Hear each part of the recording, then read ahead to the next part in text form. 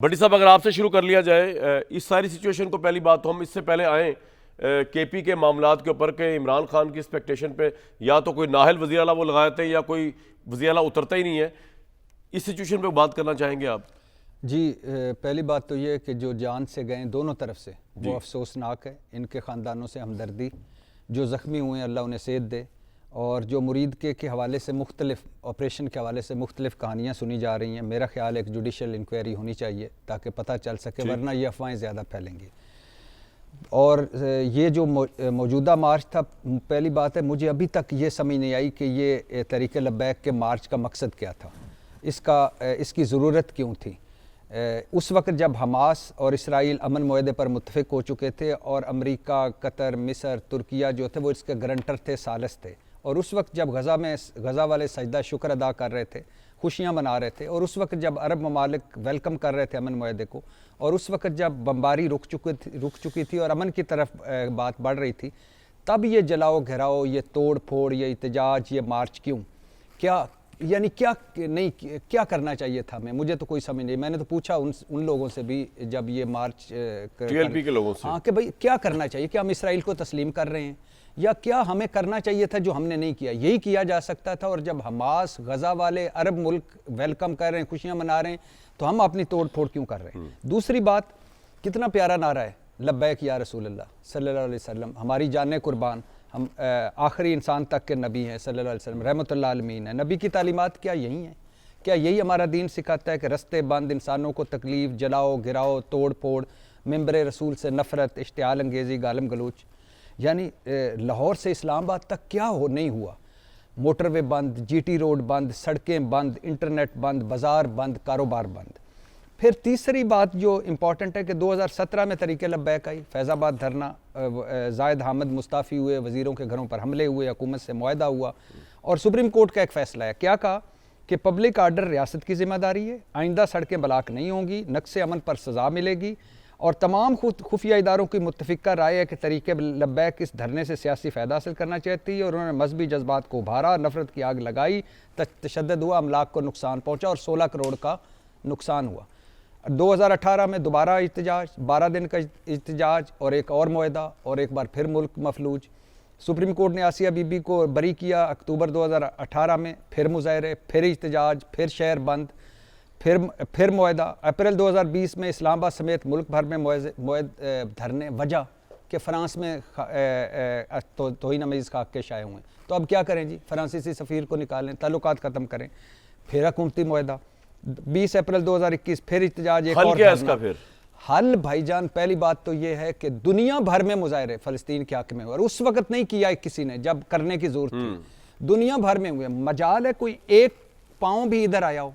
मैं इस हक़ में नहीं हूँ कि अपने लोगों पर रियासत या हुकूमत बेईमाना तशद्दुद करे, ताकत का इस्तेमाल करे, नहीं करना चाहिए।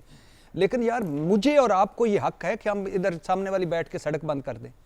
1 मिनट लगेगा, मैं उठा के लो जाए, लेकिन हमारा फिर हम 10-15 हज़ार इकट्ठे करें और जहाँ जी चाहे सड़क बंद कर दें, जहाँ जी चाहे हुकूमत को सारा बेबस करने की कोशिश करें जी। और ये इमरान खान साहब, एक दौर था तरीक़े लब्बैक के धरने में शामिल होना चाहते थे, खाने पहुँचाए जा रहे थे, लेकिन उनको भी कहना पड़ा, ट्वीट करना पड़ा जब ये आखिरी मर्तबा है कि रियासत को इस तरह ब्लैकमेल नहीं किया जा सकता। तो खुद प्राइम मिनिस्टर होंगे ना उस वक्त? नहीं, उससे पहले भी रियासत को चैलेंज, हुकूमत को चैलेंज बिल्कुल नहीं करना चाहिए, मुल्क को मफलूज बिल्कुल नहीं करना चाहिए। अब भी वक्त है, मैं अब भी कहता हूँ कि बातचीत करें, मामलात बातचीत से हल करें। और ये अच्छा, फिर ये एक बड़ा तासुर है कि मुज़ाकरात नहीं हुए। भाई, उसको छोड़ दीजिए। जो पुलिस कह रही है 2 किलो सोना बरामद हुआ, 70 घड़ियाँ बरामद हुई, 11.5 करोड़ रुपए साद रिजवी साहब घर से बरामद हुए, पुलिस जो इल्ज़ाम लगा रही है, छोड़ दीजिए।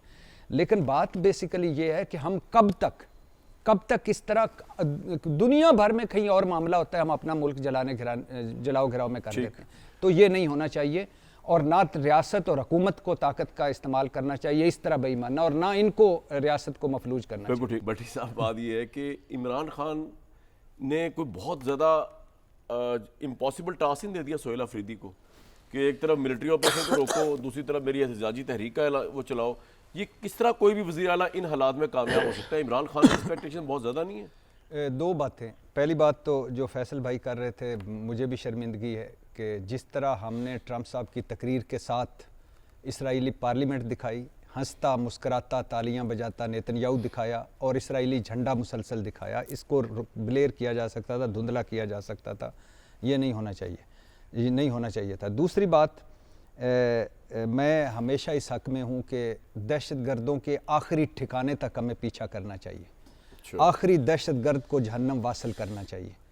ये किसी ना पीपल्स पार्टी, ना मुस्लिम लीग नून, ना पीटीआई की जंग नहीं। एक नेशनल लेवल हाँ, पे ये तो फिर इमरान साहब जो पॉलिटिकल डायलॉग की बात कर रहे हैं वो क्या है? मैं बताता हूँ, ये पूरे पाकिस्तान की जंग है, हमारे आने वाली नस्लों की जंग है। और मुझे अभी भी वो ब्रिगेडियर साहब याद हैं जिनका बेटा 4 दिन बाद शादी थी और कार्ड छप गया था और 4 दिन पहले इकलौता बेटा शहीद हो गया। मेजर अदनान, लातादाद सारे शहीदों को सलाम, सारे गाजियों को सलाम, और जो इस वक्त भी जान हथेली पर रख के बैठे उनको भी सलाम। दूसरी बात है कि देखें, हम नेशनल एक्शन प्लान पे मुत्तफिक थे, हम सानिया APS पे मुत्तहिद थे, तो अब क्यों नहीं? गलत फहमियाँ हैं, कुछ ज़्यादतियाँ हैं, कुछ मेरा सवाल सर ब्लंडर्स है। मैं उसी सोहेल अफरीदी को इम्पॉसिबल टास्क दे जी, दिया मैं उधर ही आ रहा हूँ कि फौज से भी लड़ो नहीं और मेरे लिए भी कुछ देखिए 2 रास्ते हैं ना, 2 रास्ते हैं। एक, इमरान खान पिछले 30-35 साल से एक बात कर रहा है, वो कह रहा है कि मुज़ाकरात करें, बातचीत करें। हम जा रहे हैं ऑपरेशन की तरफ, रियासत और हुकूमत कहती है कि अब नहीं। तो दोनों का मकसद एक है, रास्ते 2 हैं, तो डायलॉग हो सकता है। जहाँ तक ये आप कह रहे हैं सोहेल अफरीदी साहब कल वज़ीर आला बन जाएंगे और उनको पूरे हाउस ने 90 लोग, कोई लोग नहीं टूटे, कोई वो तो इशू नहीं है, कोई गवर्नर फैसल करीम कुंडी ने मेंगने नहीं डाल सके, कोई लुत्फ़ुर रहमान साहब अपनी दरख्वास्त पे अमल नहीं करा सके। अब क्या होगा? अब सोहेल अफरीदी साहब का सबसे बड़ा चैलेंज होगा कि मुज़ाकरात या ऑपरेशन। दूसरा बड़ा चैलेंज होगा, सूबा बदतरीन दहशतगर्दी का शिकार है, 40% सूबे में हुकूमत, शाम के बाद हुकूमत ना होती है ना हुकूमती रिट। तीसरा बड़ा चैलेंज है अफ़गान सरहद। चौथा बड़ा चैलेंज है गवर्नेंस परफॉर्मेंस के मसाइल। 5वां बड़ा चैलेंज है PTI की गिरोहबंदियाँ। 6ठा बड़ा चैलेंज है वफाक और सूबे के ताल्लुकात। और 7वां बड़ा चैलेंज है, इनमें से एक चैलेंज भी पूरा नहीं उतरना उससे, जो उसका बेंट ऑफ माइंड है मेरे हिसाब से। 7वां जो सबसे बड़ा चैलेंज है वो है इमरान खान साहब का हिदायत और ग्राउंड रियलिटीज। तो ये 2, और इसको लेके चलना पुल सरात है, तनी हुई रस्सी है, लेकिन वो सूबे का इलेक्टेड CM है, हमें आप समझते हैं कुछ कर लेगा? नहीं, अभी लंबे वो नहीं, इमरान खान के इश्क में उन्होंने शेर पढ़ा, तो वो है ना, इश्क इमरान में जान दूंगा, औखे पेंडे लमिया रामा इश्क दियां।